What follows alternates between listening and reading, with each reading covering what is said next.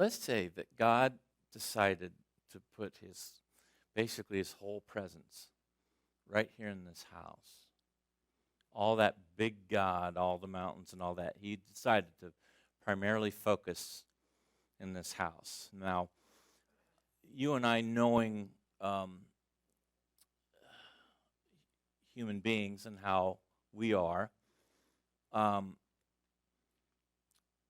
that house would then become, in and of itself, extra special, because it's the house of God. It's the house where God is at.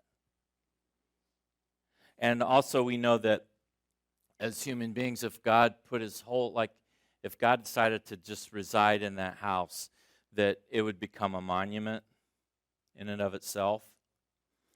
And people would come to see that house. It'd be amazing. I mean, there'd be traffic like all over the place somehow to get, and there'd have to be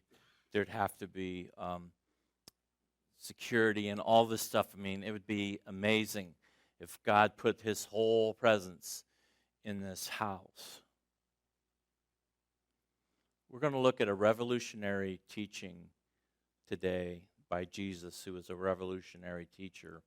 And it really is going to have to do with what we're talking about right now. God deciding to house himself somewhere.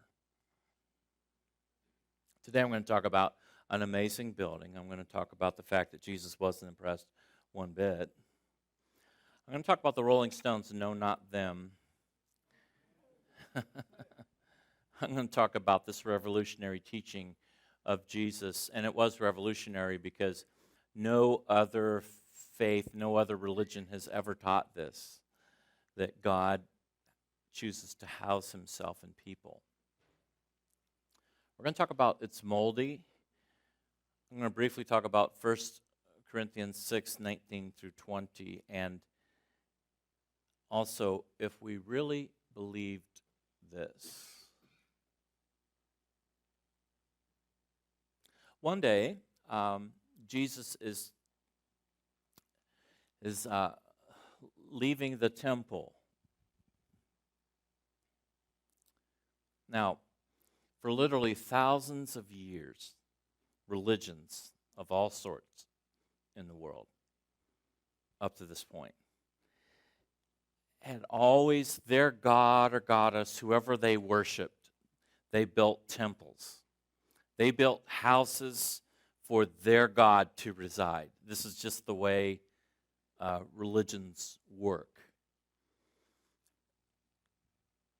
And so a lot of things that we see in the Old Testament were God trying to slowly teach the people through what they knew and had observed in other religions and the way the world was working at that time. And so God chose, in the Old Testament days, to house himself, so to speak, in a temple in Jerusalem, because that's what they understood.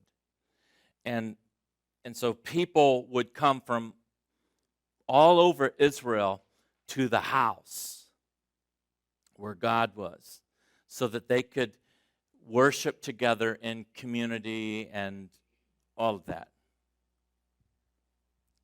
The problem, though, was that was always just a temporary plan of God. It was where God started with the teaching, but it was always only supposed to be a temporary plan that God would house himself in a building, in a temple or a tabernacle. And the problem also was that by this time, when this is written, it had all become a corrupt system. The temple was really no longer about where God existed. The temple was more fascinating to people because it was the house of God. That place wasn't special or important because that's where God resided. It was special because it was this magnificent structure. And on top of that, the ones who were in charge of explaining God to the people, the priests, they themselves had become corrupt. And the whole thing was just, instead of a faith moment and a worshiping moment when people came to the temple, it had become just a system of corruption and kind of serving the priest and this religious system that had gone wrong. So as Jesus was leaving the temple, and I want you just for a moment now as we think about this scripture, I want you to just remember the analogy that I gave you earlier of this house on top of this wonderful mountain and how big and great God is everywhere else around, but God decides to house himself in this small little building. So as Jesus was leaving the temple, one of his disciples said to him, "Look, teacher, what massive stones, what magnificent buildings."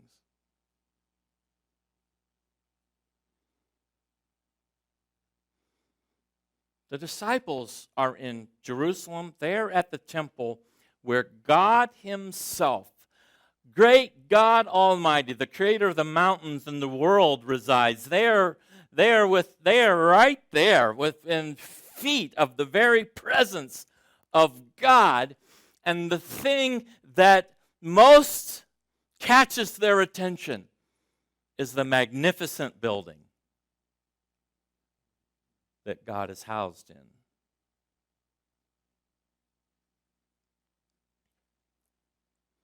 Now this is how it would have looked, or drawing of course, but this is how it would have looked. And it was magnificent in human terms. It was a magnificent structure. It was a great engineering.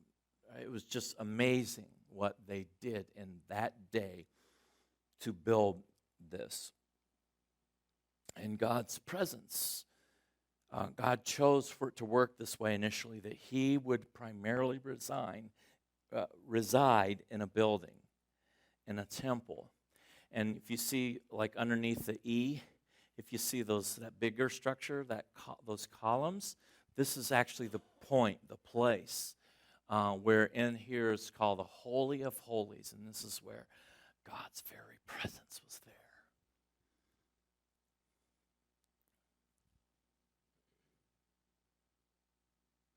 But the structure was marvelous. I mean, for instance, this building was built by King Herod, and the stones in this wall, first century historians tell us that those stones alone weighed 50 tons. And the cornerstones would go as high as like 70 tons. And it took them, historians say, 1,000 oxen to pull one of those stones 1 mile from the quarry to the temple. 1 mile. And it took them, at the time of the writing that we're reading in Scripture here, they weren't even completed yet.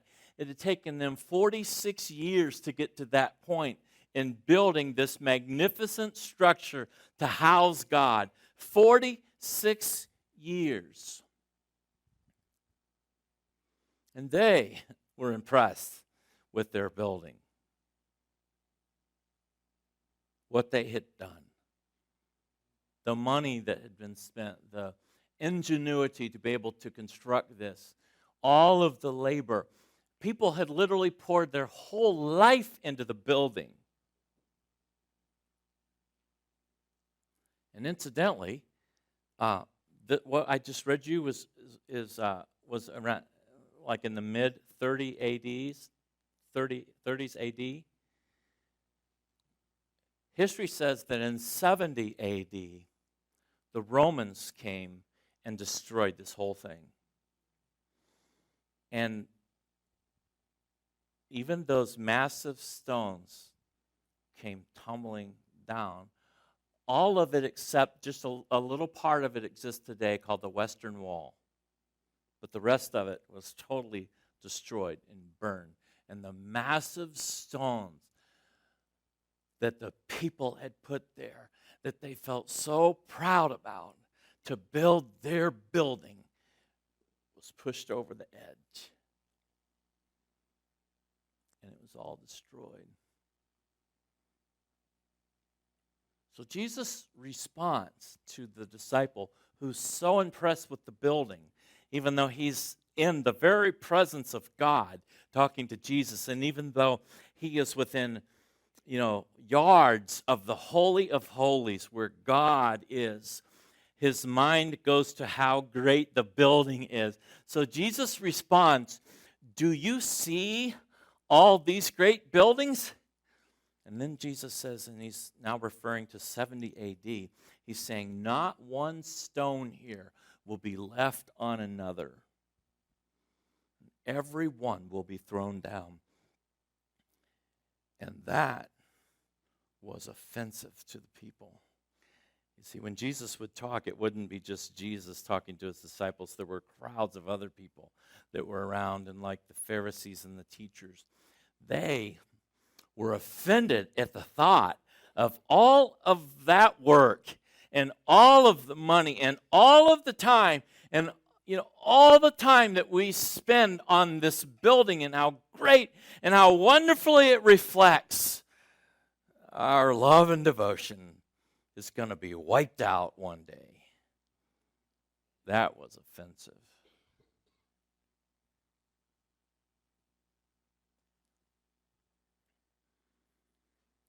You see, Jesus wasn't impressed at their building.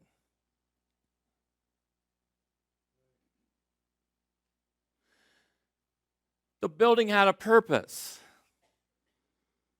The building in the right frame of mind was used beautifully to allow God to work through to touch hearts of people. But by this time, the building had become so intertwined with their faith that there hardly was a difference. In fact, in some ways, you could say it was really more about the building than it was about God.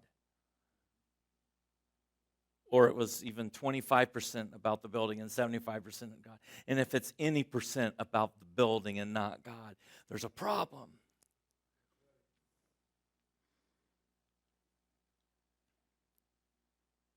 You see, if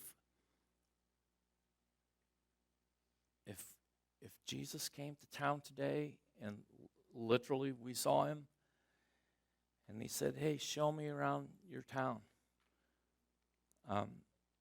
what we would do is what everyone would do. We would show them things that people have built. We would show them the structures. We'd show them things that we've been able to achieve. And then we'd say, "Hey, would you like to see the church?" Jesus would say, "I guess." And we'd say, "Man, look at this. This is so amazing. What we've built is so amazing. And you see how this is all laid out, and you see how we've worked all these years and all the money we've put into it and all of this." And don't get offended here. Jesus wouldn't be impressed in that.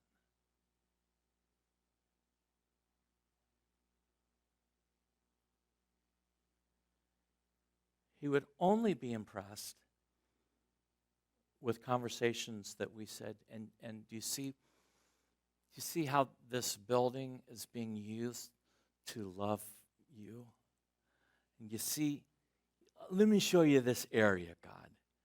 This is being used to love others. Let me take you over here. This is being used to love our community and bring people to God, to you. And Jesus would say, "Now that's a conversation I'm interested in."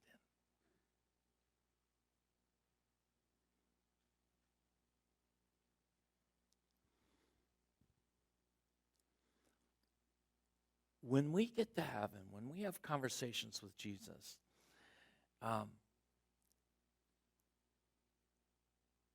Jesus is not going to say things like, How well did you do with my building?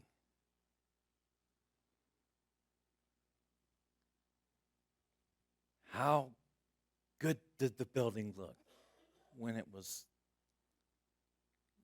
I mean, how about the building? Tell me about your building.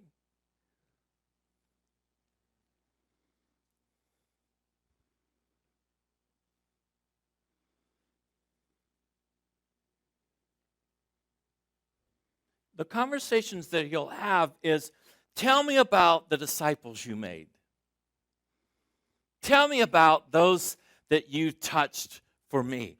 Tell me about, in every area of your life, how you were an example to others of who I am, and you reached out, and you loved me, and you loved others, and you served the world. You served your community. Tell me that.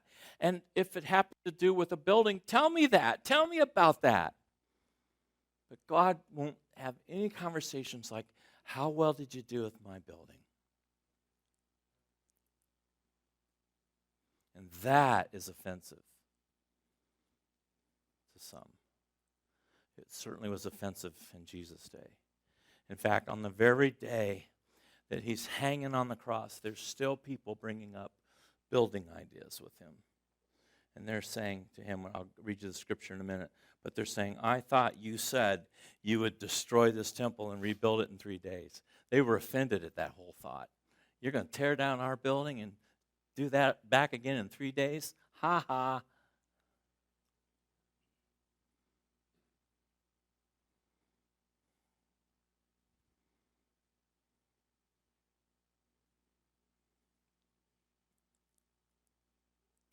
So Jesus, now this is that passage. Now this is another conversation with a group of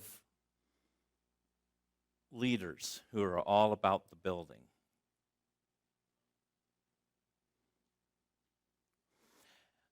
And they're asking Jesus questions, and Jesus answered them. He says, destroy this temple.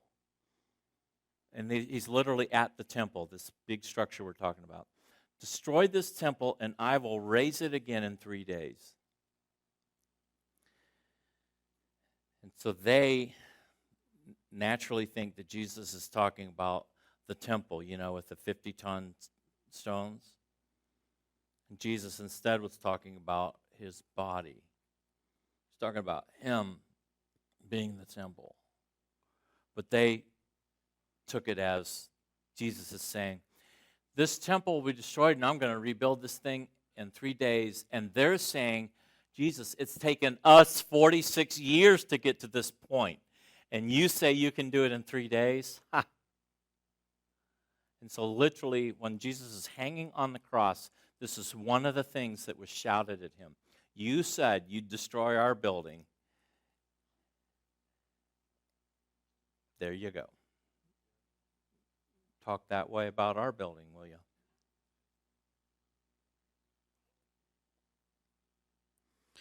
But in this discussion now, Jesus is hinting at a revolutionary idea.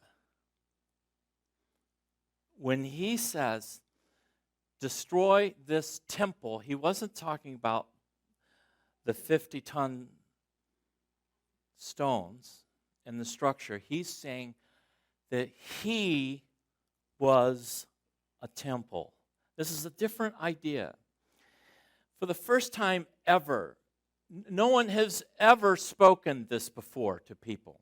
The fact that the God of the world, the great God of the world, would actually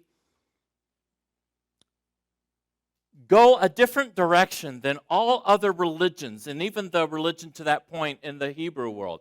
He would go a different religion and say, now I am going to reside in human beings, not a building up on a hill.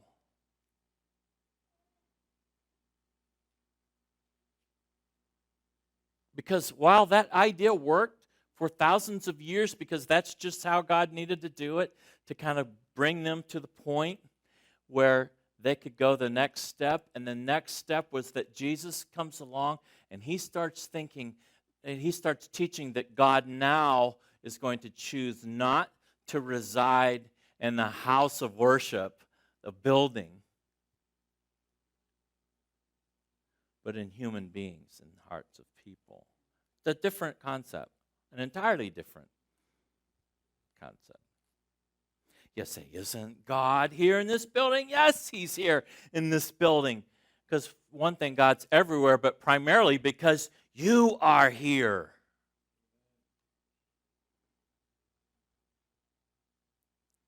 What a different way of looking at this. That whole old system had become moldy. That way of thinking that God primarily shows up in a place, that God primarily is more powerful in a geographic location. That whole idea had become moldy.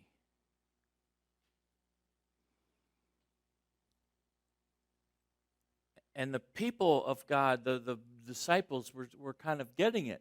In the book of John, in verse 14, chapter 1, he says, the Word, talking about Jesus, became flesh and made His dwelling. And that word dwelling literally means tabernacle or temple. And this is the thing that was so interesting to him in this passage, that God came in flesh, and inside of His body was now the tabernacle, the temple. His body was the tabernacle, the place where God resides. We have seen His glory, the glory of the one and only Son who came from the Father, full of grace. And that glory resides in a person, not a building. And the whole way previously was now full of mold. And there's a new way of looking at it, and that is that God lives in people, not a building.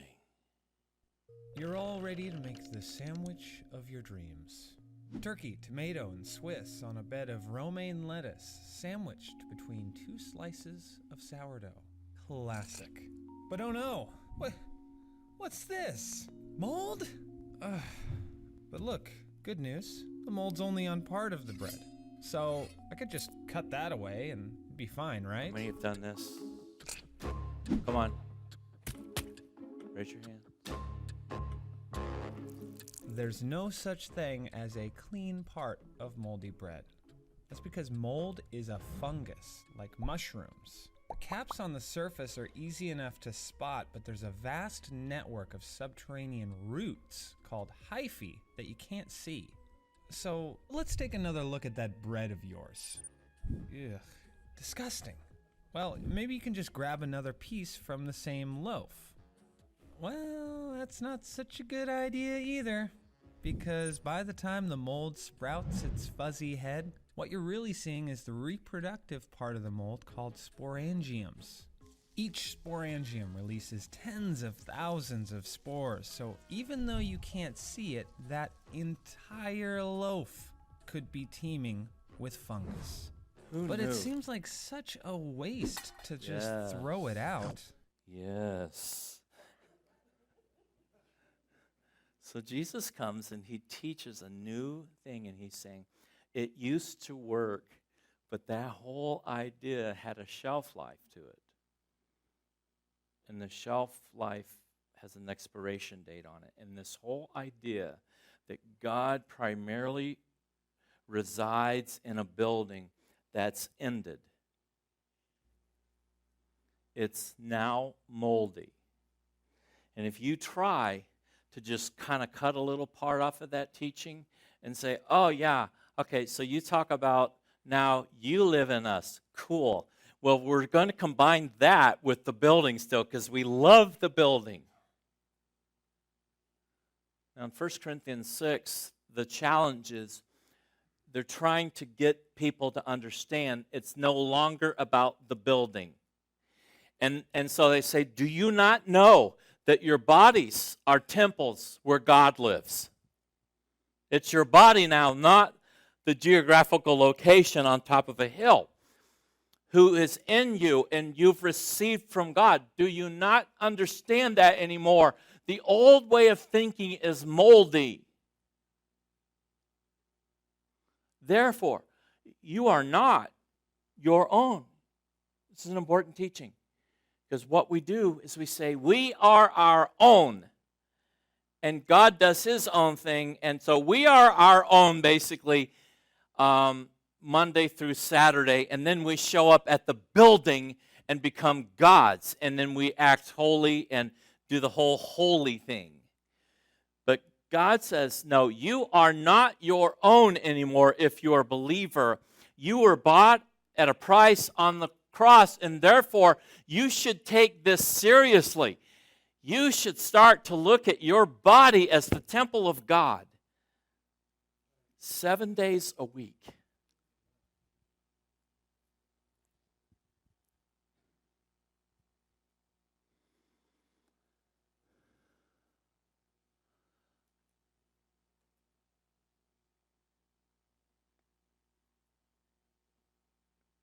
But what the church did after this teaching of Jesus, and I mean that initially the disciples started it with the church in Acts and so forth, and they started, it wasn't about the building. Now, I'm not saying buildings are bad, unless it becomes about us.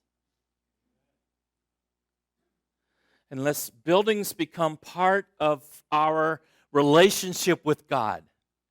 If buildings become part of our spiritual existence, if buildings become sort of part of who we are in God, then it starts to be wrong, even if it's 1% about the building and 99% about God. Because God's not interested in brick and mortar and wood unless it is only for loving God, loving people, and changing the world, loving the community. Then He's interested in the discussion.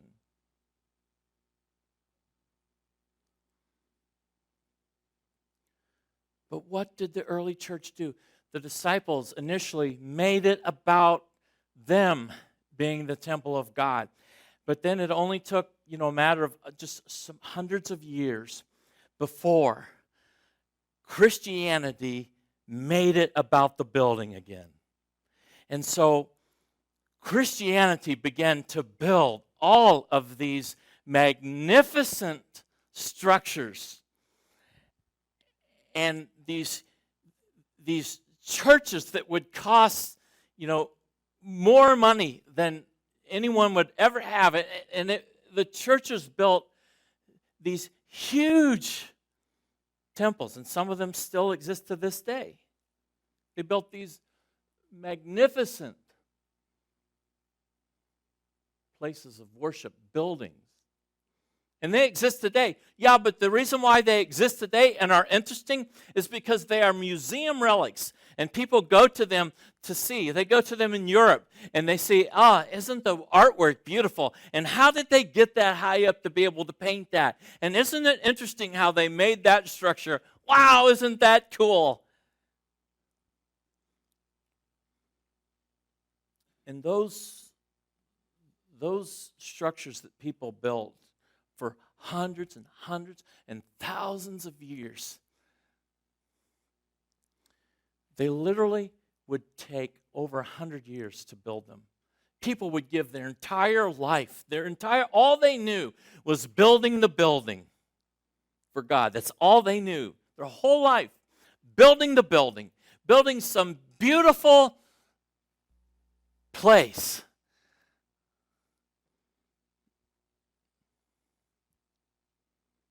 Some beautiful building. And that was their whole existence, was the building.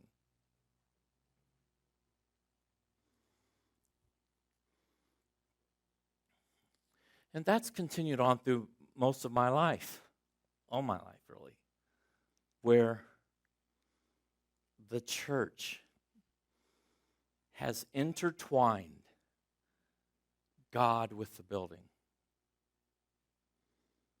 It's about God and the building. My whole life. The building. is more important than it should be. Don't get offended. Stop that.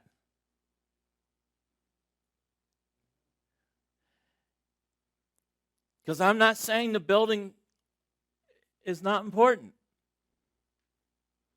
But the building is only important if every inch of it and every thought that we have is for the mission, not for us. And when we make statements like, we'll say it's our building. We actually say that. It's our building. It's not. It's God's building. And we'll say, so-and-so acts like they own the place. Well, that statement is made as though we own the place and they shouldn't act like they own it.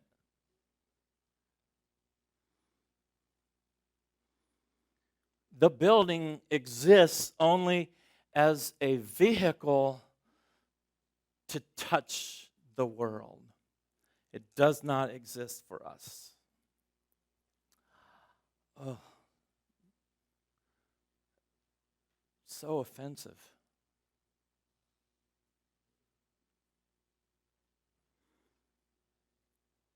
But I'm telling you, if Jesus was here, he's like, cool. How do you make disciples with it?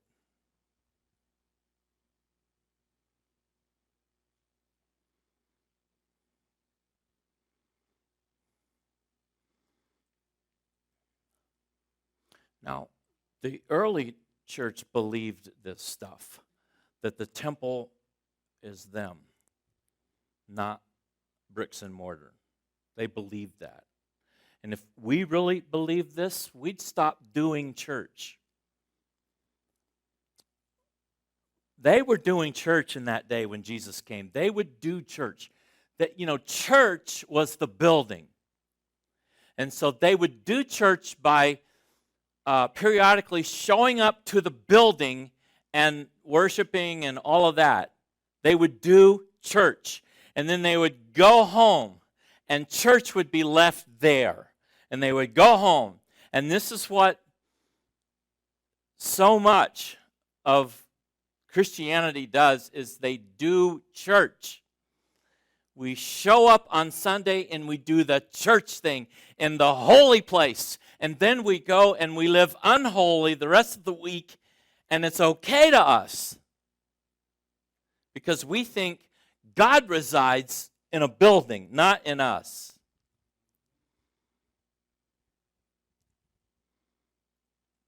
And no longer would we get this idea that we do church one day a week.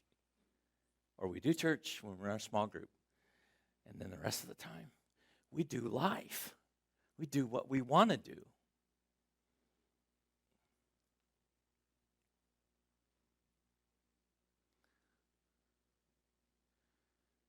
And we'd think of our body differently. We would think of our body as the temple where God lives.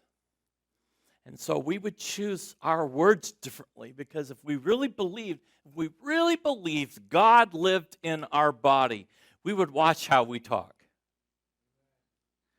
And we would watch out for the things that we do and the things that enter our body and all this stuff. If we really believed that God lives in our body, and if our body is the temple, we'd even serve differently.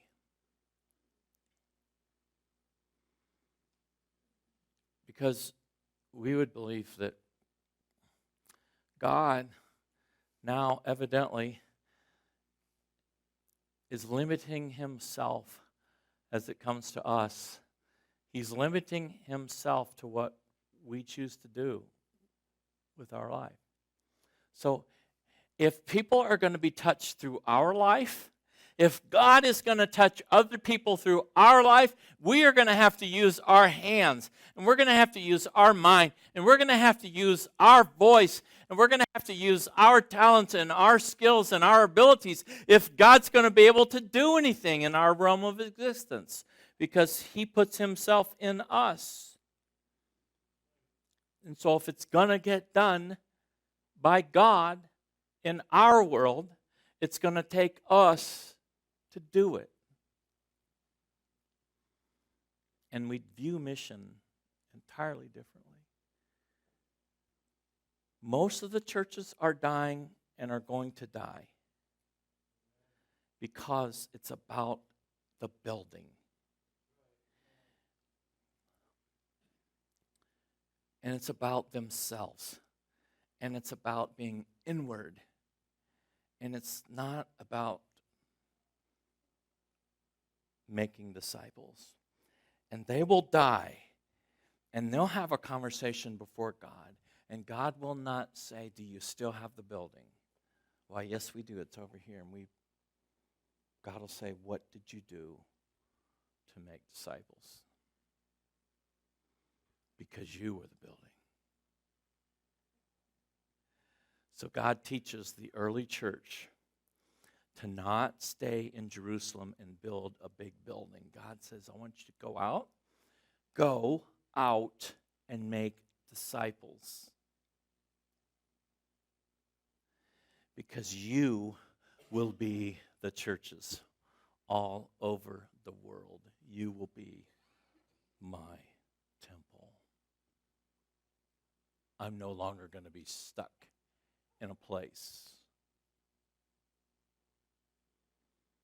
That was revolutionary, and it still is today.